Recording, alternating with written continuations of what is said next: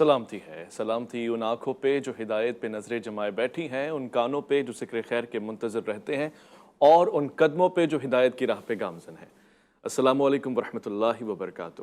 تمام تعریفیں خدائے بزرگ و برتر کے لیے جو وحد لا شریک، نہ کوئی ثانی نہ کوئی ہمسر، درود لامحدود محبوب رب الودود، راحت العاشقین مراد المشتاقین حضرت محمد مصطفیٰ، آپ کی آل پاک، آپ کے جانثار انصار اور اصحاب پر رضوان من۔ آپ دیکھ رہے ہیں الف لام میم، میں آپ کا میزبان محمد اویس ربانی تہ دل سے آپ کو کہتا ہوں خوش آمدید۔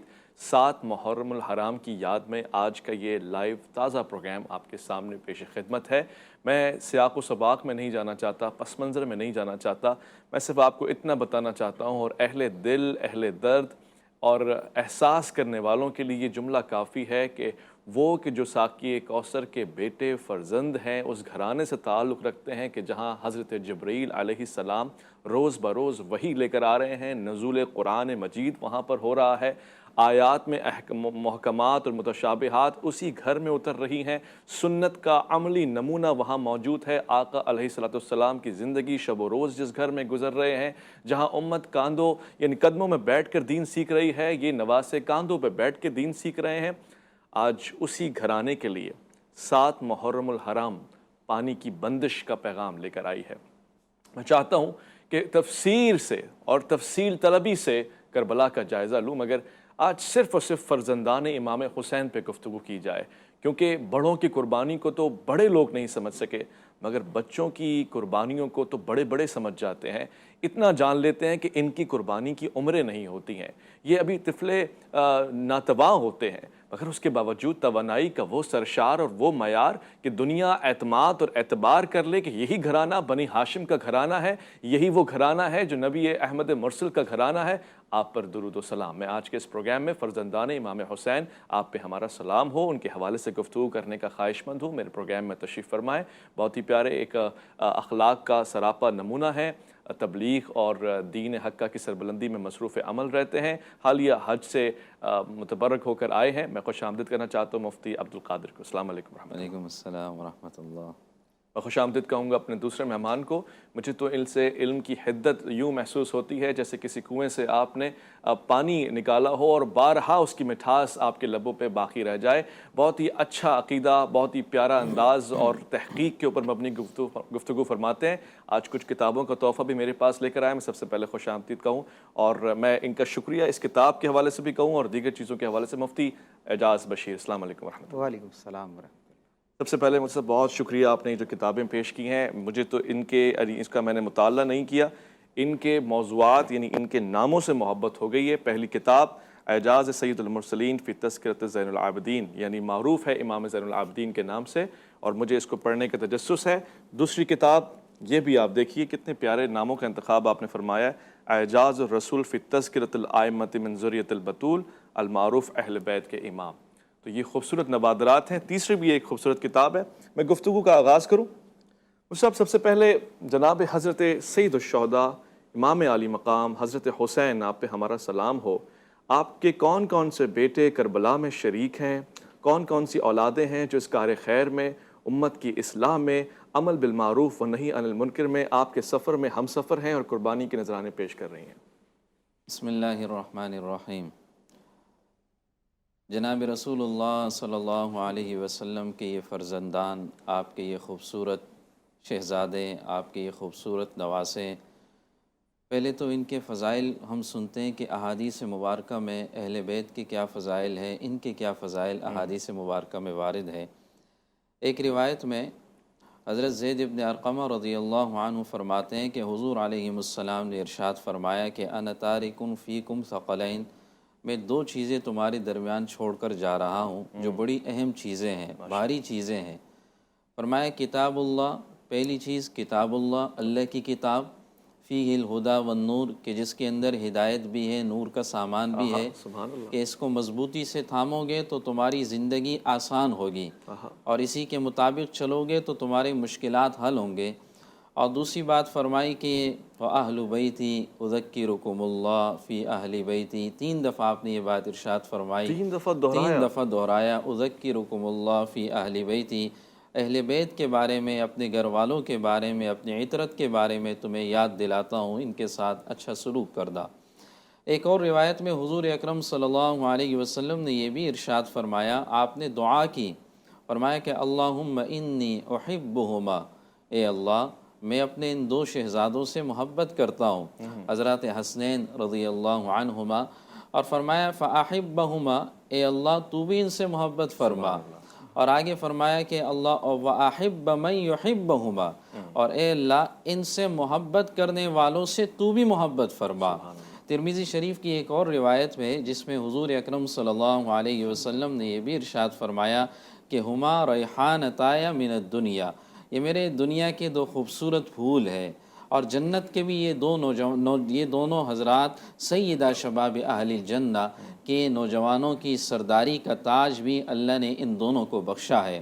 صحابہ اکرام رضوان اللہ علیہم اجمعین میں سے ایک صحابی ہیں، وہ فرماتے ہیں کہ حضور علیہ السلام باہر تشریف لا رہے تھے اور آپ کے کندھے پر ایک چادر تھی، اور وہ صحابی فرماتے ہیں کہ اس چادر میں جب آپ کو آتا ہوا دیکھا تو میں نے پوچھا حضور اکرم صلی اللہ علیہ وسلم سے کہ دائیں بائیں کون ہے؟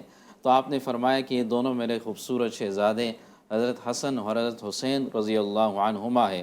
صحابہ فرماتے ہیں کہ آپ خطبہ دے رہے ہیں اور اسی دوران کے دیکھا کہ یہ دونوں شہزادے مسجد نبوی میں تشریف لائے، اور صحابہ نے ان کی لباس کی صورت کو بتایا کہ لال رنگ کی خوبصورت قمیصیں ان دونوں نے پہنی ہوئی تھی، اور لڑکھڑاتے ہوئے گر رہے ہیں اور پھر اٹھ رہے ہیں۔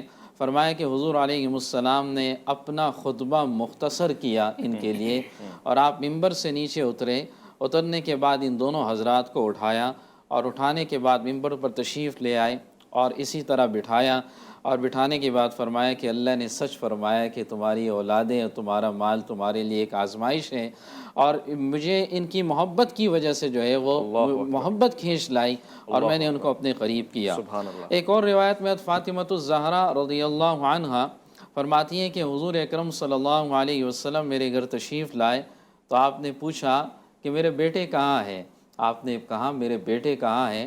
فرمایا کہ اتنے میں حضرت حسن رضی اللہ عنہ تشریف لائے، آپ کے قریب میں نے ان کو کیا تو آپ نے انہیں اپنے سینے سے لگایا اور ان کی خوشبو کو آپ سونگھنے لگے۔ اس سے اندازہ لگائے کہ جن کے ہونٹوں سے حضور کے ہونٹ مبارک لگے ہو، جو حضور کے کندھوں پر سوار ہوئے ہو، جن کے لیے حضور نے اپنے سجدوں کو طویل کیا ہو، جن کے لیے حضور نے اپنے خطبے کو جو ہے مختصر کیا ہو، یہ وہ احباب تھے کہ جن کے بارے میں روشن مثال ہے قرآن و حدیث میں۔ اس گھرانے سے محبت کرنا ہر مسلمان کا یہ عقیدہ بنیادی فرض ہے، اور محبت کے بغیر ملے گی جنت پیے گا کوثر، اسی کو محشر میں چین ہوگا، ملے گی جنت پیے گا کوثر اسی کو محشر میں چین ہوگا، نبی محبت کریں گے اس سے کہ جس کے دل میں حسین ہوگا۔ سبحان اللہ، یعنی آپ نے فرزندان رسول کا ذکر فرمایا آج کے اس پروگرام میں۔ بے شک جب قرآن کہہ رہا ہے کہ کوئی بھی ایسا نہیں ہے جس کو یہ کہنے کا دعویٰ اور اس کی حقیقت حاصل ہو کہ ہم اللہ کے رسول کے بیٹے ہیں، ما کان محمد، مگر وہاں پر سورہ مباہلہ کی اس آیت میں فمن حاجک فیہ من بعد ما جاءک من العلم، وہاں بتا دیا کہ ابنانا و ابناکم کی تفسیر سبتین ہے۔ سبحان اللہ، سبحان اللہ۔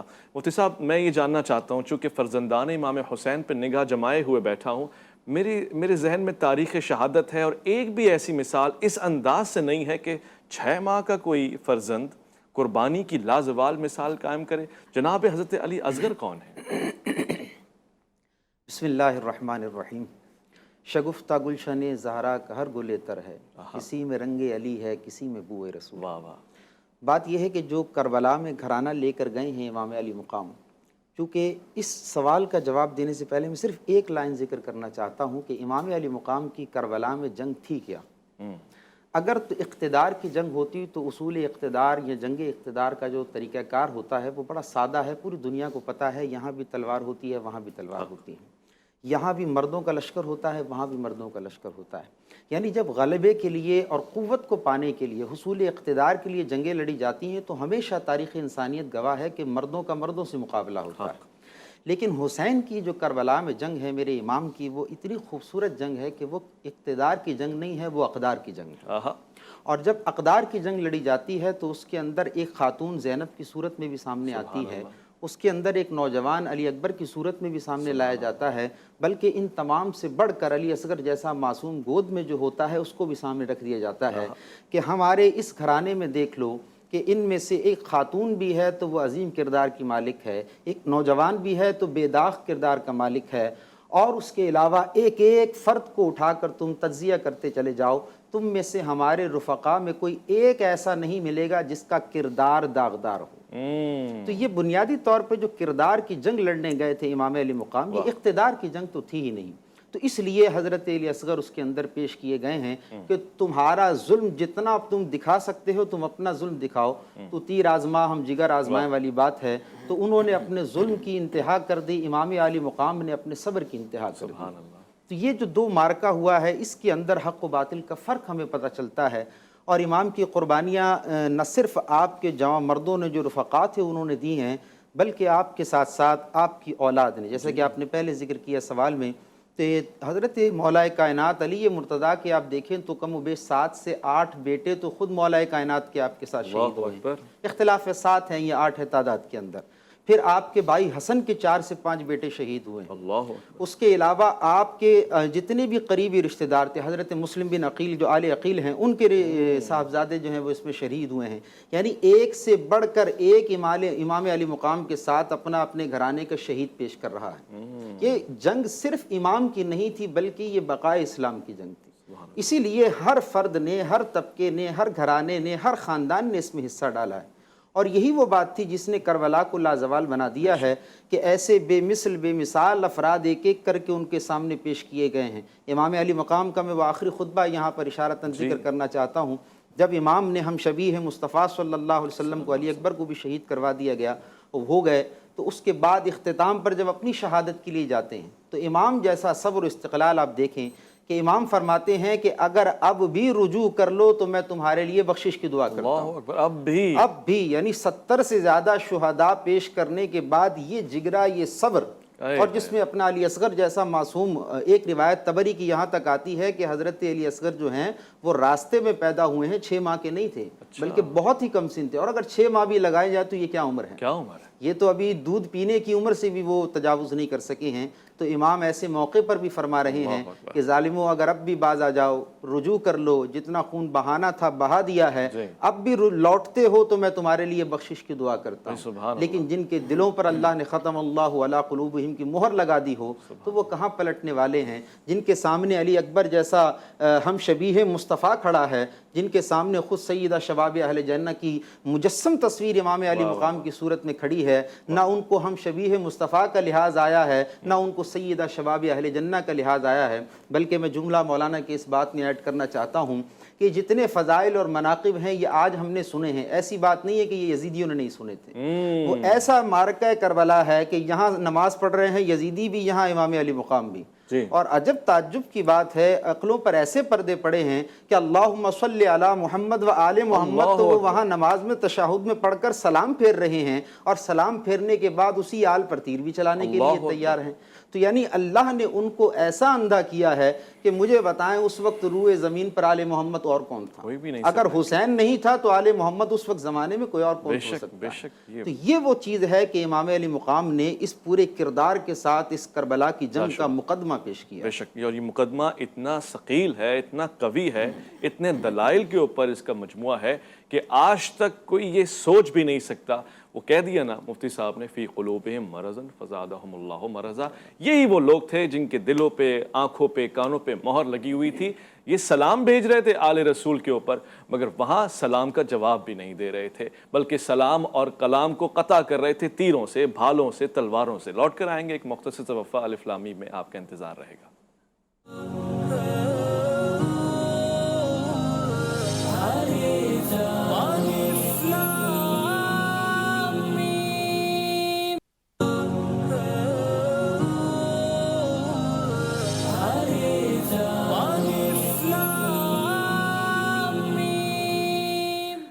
الف لام میم میں خوش آمدید۔ ظالماً اس وقت پروگرام آپ ہی کے لیے ہے اور اس میں آپ کے سوال جواب بھی آتے رہتے ہیں، مگر میں خوش بختی سمجھتا ہوں یہ بات کہنا کہ حضرت سید الشہداء امام حسین، آپ پہ ہمارا سلام ہو۔ آپ کے بچے بھی اس معیار اور اس مزاج کے ہیں کہ ان کا تعارف کروایا جاتا ہے، ان کو بیاں کیا جاتا ہے، ان کے اذکار کی محفل ہوتی ہیں، اور اسی بزم میں یہی بات اور یہی مقدمہ درپیش ہے کہ کیا کمال حاصل ہے آپ کو۔ یہ تربیت ہے دراصل اس گھرانے کی کہ قربانی میں آگے آگے ہیں۔ جناب حضرت اون و محمد ہوں جو جناب زینب عالیہ کے فرزند ہیں، قربانی میں آگے آگے ہیں۔ امام حسن کے فرزندان ہو، مثال اور معیار ہیں ایک۔ اسی طرح خود سید الشہداء کے اپنے بچے اعلیٰ مقام اور مرتبے پہ صف اول میں نظر آئیں گے قربانی پہ، اور وہ بھی وہ قربانی کہ جو مقصد امام حسین کے ساتھ جڑی ہوئی ہے، یعنی پانی کے اوپر جنگ نہیں ہے، دیگر مقاصد کے اوپر الجھن نہیں ہے، صرف لا الہ الا اللہ کی بقا، بیت اللہ شریف کی عظمت،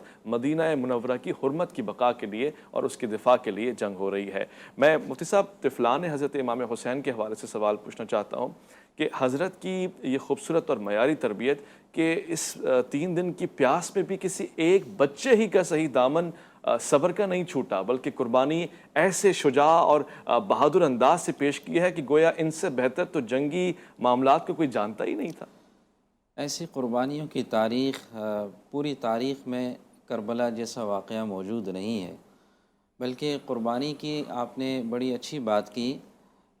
یہ قربانی شروع ہوتی ہے اپنے گھر سے، جی، اور ایک پیغام بھی دنیا کو دینا ہے کہ دین کی سربلندی کے لیے سب سے پہلے اگر گھر کی قربانی کا بھی وقت آیا تو اس میں بھی دریغ نہیں کرنا، اس میں آگے بڑھنا ہے۔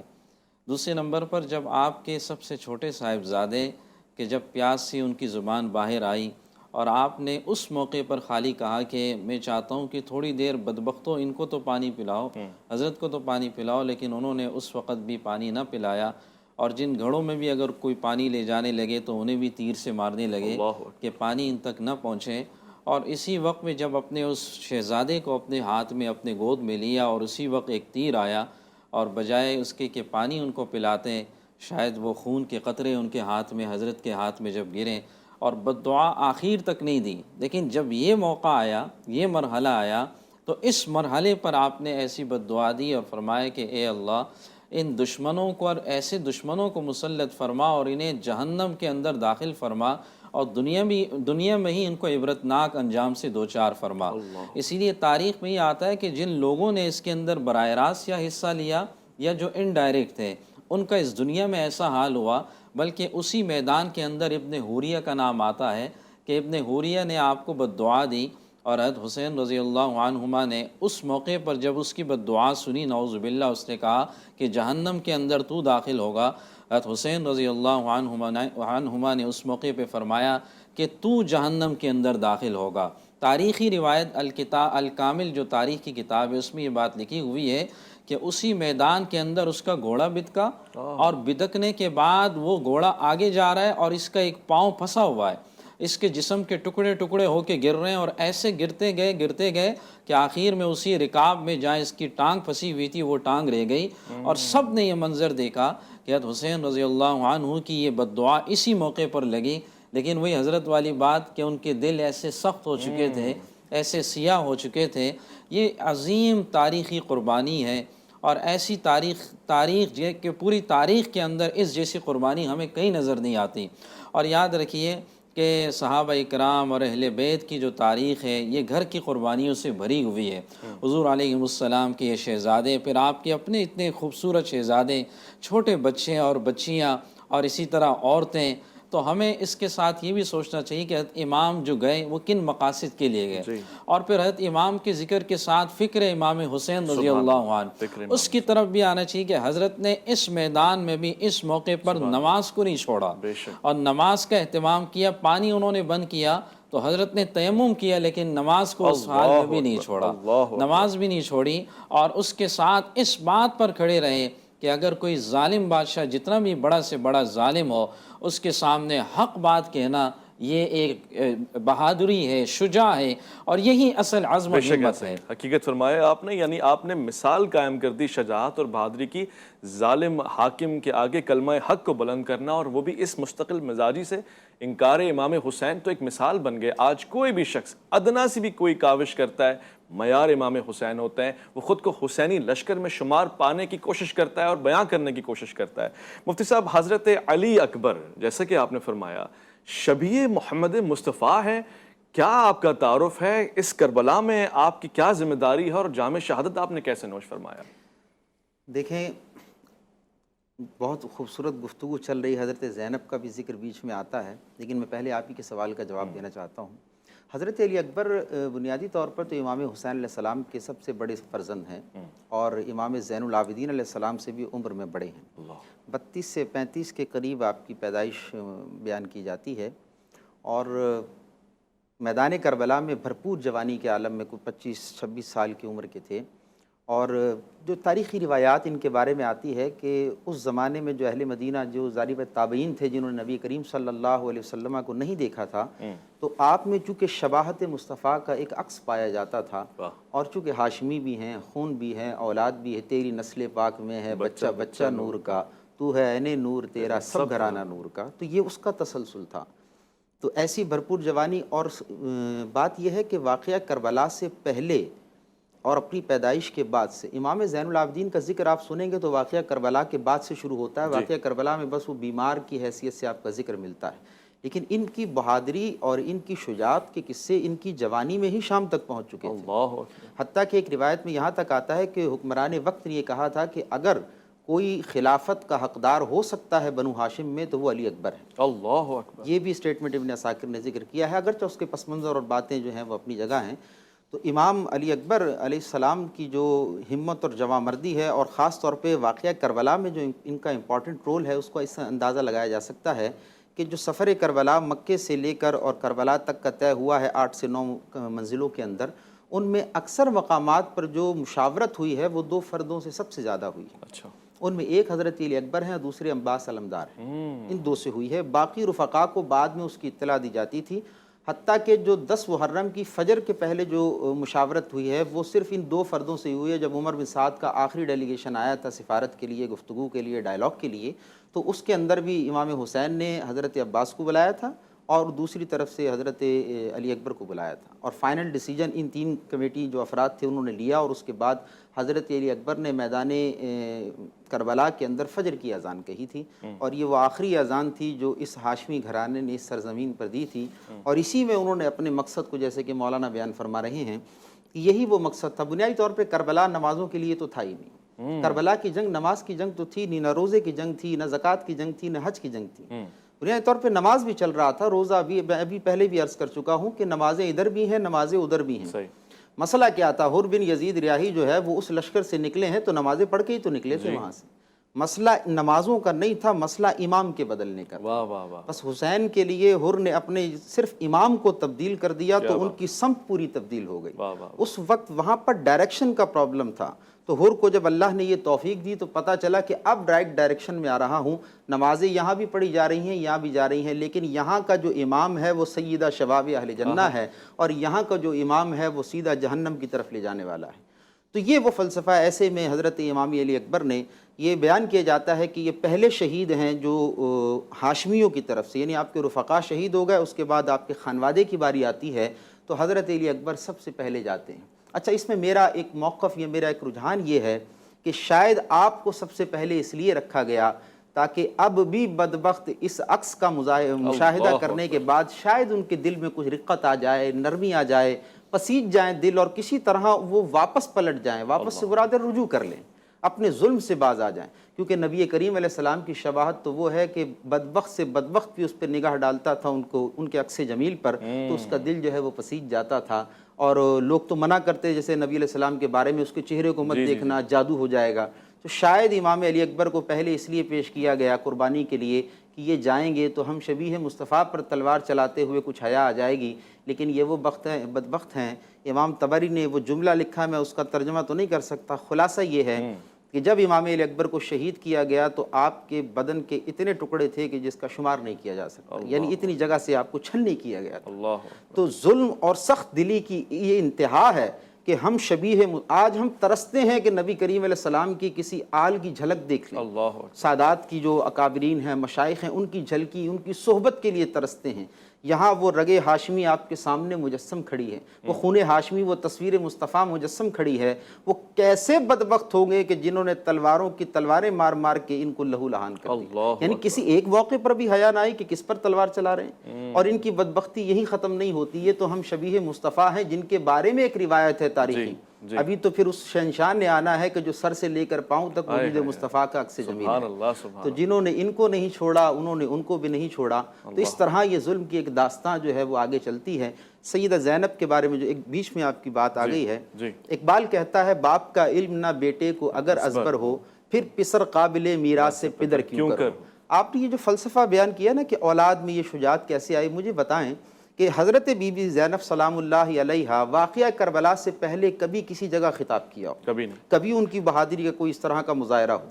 اچانک شہدائے کربلا کے بعد، شہادت کربلا کے بعد یہ ایسے لیڈ کر رہی ہیں، اقبال کہتا ہے کہ کربلا دو باب استیق حسین رقم کر دو دیگر زینب، یعنی کربلا یہ 2 ابواب کا نام ہے۔ حسین نے 10 محرم تک رقم کیا تھا، وہاں سے لے کے مدینے تک کی تاریخ کو زینب نے رقم کیا ہے۔ تو یہ شجاعت ایک دم کیسے آپ کے اندر آئی؟ ایسے نہیں آئی کہ وہاں شیر فاطمہ ہے، یہاں رگ مصطفیٰ کا اور حضرت مولا علی کی شجاعت ہے جو ان کی خون کے اندر موجود ہے، جس کی تابانی نظر آتی ہے۔ اور دیکھا ہم نے کربلا کے روز، اور پھر یگے بعد دیگر تسلسل کے ساتھ شجاعت اور بہادری، طہارت، عبادت، زہد، تقوی، بیان، گفتار، کردار، ہر شے کا خوبصورت نمونہ اور عملی جامع آپ ہی کے زبان مبارک اور کردار مبارک میں نظر آتا ہے۔ میں کربلا کی وہ صدائیں بھی سن رہا ہوں کہ عصر عاشور کے بعد وہ پسر سعد کہہ رہا ہے کہ یہ گھوڑا، یہ سواری میں نے سنا اور دیکھا ہے کہ اللہ کے رسول کی سواری ہے، لہٰذا اسے روک دو، اسے چھوڑ دو، اسے میرے حوالے کر دو۔ یہ کیا بدبختی ہے کہ سواری تو نظر آئے مگر سوار نظر نہ آئے، وہ بھی جو کاندھے جناب سید عالم جان دو عالم کے کاندھوں پہ سوار ہوتا ہو۔ ایک مختصر سا وقفہ، الف لام میم میں آپ کا انتظار۔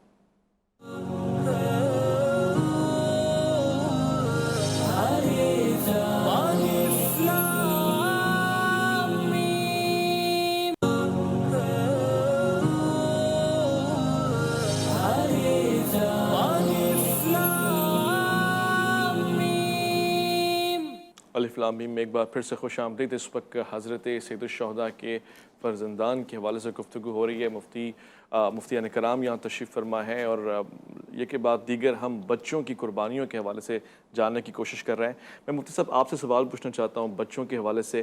پھر آپ نے مجھے بتا بھی دیا کہ تاریخ کربلا سے پہلے تو اس انداز سے گویا ہم نے پڑھا نہیں، مطالعہ نہیں کیا۔ آپ بہادر بھی ہیں، شجاع بھی ہیں۔ حضرت امام زین العابدین، آپ کا کارنامہ بعد از کربلا کیا رہا، دوران کربلا، اور پھر کس طرح سے آپ نے اس پیغام کو بچایا؟ دیکھیں، کربلا سے پہلے چونکہ امام زین العابدین علیہ السلام کی عمر مبارک قلیل تھی، اتنی بھی نہیں، لیکن اس زمانے میں چونکہ ایک علیل بھی ہو گئے آپ، اور اتنی علالت تھی کہ بستر سے نہیں اٹھ پاتے تھے، جیسا کہ معروف ہے۔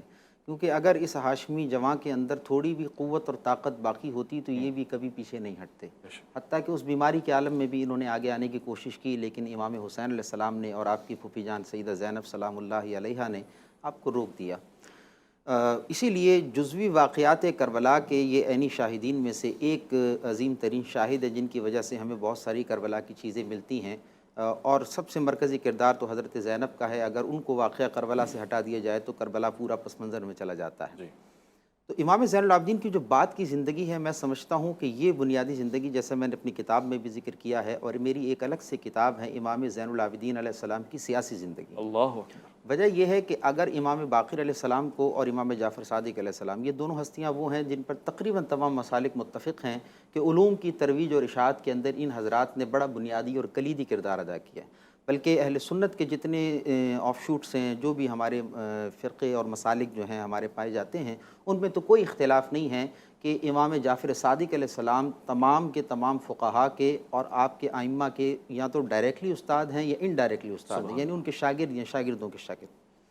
اب وجہ یہ ہے کہ یہ جو دو ہستیاں جن کا میں ذکر کر رہا ہوں، یہ دونوں چونکہ نسل تو ہیں امام زین العابدین علیہ السلام کی، تو میں اس چیز کو اس سینیریو میں سمجھتا ہوں کہ امام زین العابدین نے واقعہ کربلا کے بعد جو ریسرچ میتھڈالوجی کو تبدیل کیا، یہ اسٹریٹجی کو بدلا ہے، وہ 30 سالہ دورانیہ اور اسٹریٹجی اگر تبدیل نہ کرتے تو نہ امام باقر علیہ السلام کو آج ہم اس بنیاد سے اور اس معرفت سے جانتے، اور نہ امام جعفر صادق علیہ السلام یکسوئی کے ساتھ وہ علوم کی ترویج و اشاعت کر پاتے۔